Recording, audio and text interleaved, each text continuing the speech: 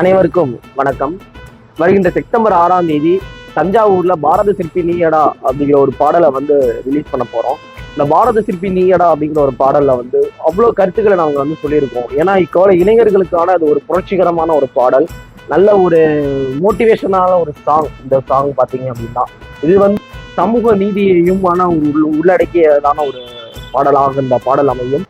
இந்த பாடல் அனைத்து இளைஞர்கள் ஏன் இந்த இதுக்கு பாரத சிற்பி அப்படின்னு பேர் வச்சுக்கிட்டோம் அப்படின்னா, பாரதம் அப்படிங்கிறது இந்த நாடு. இந்த நாட்டை ஆள போகிறவர்கள் இக்கால இளைஞர்கள் தான் அடுத்த இது ஆள போறாங்க.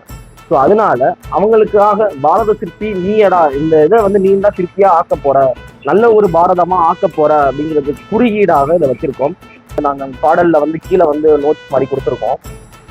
இது இந்த பாடலை மிக அருமையாக நேர்த்தியாக எங்களுக்கு பாடலை பாடி கொடுத்திருக்காரு ஒட்டநாடு கோபு சார் அவர்கள். இந்த பாடலை எழுதினது டைரக்டர் ராசிமணி வாசகம் சார் தான். ஸோ அந்த டீமே எனக்கு ரொம்ப ஹெல்ப் பண்ணி ரொம்ப சப்போர்ட்டிவா இருந்தாங்க.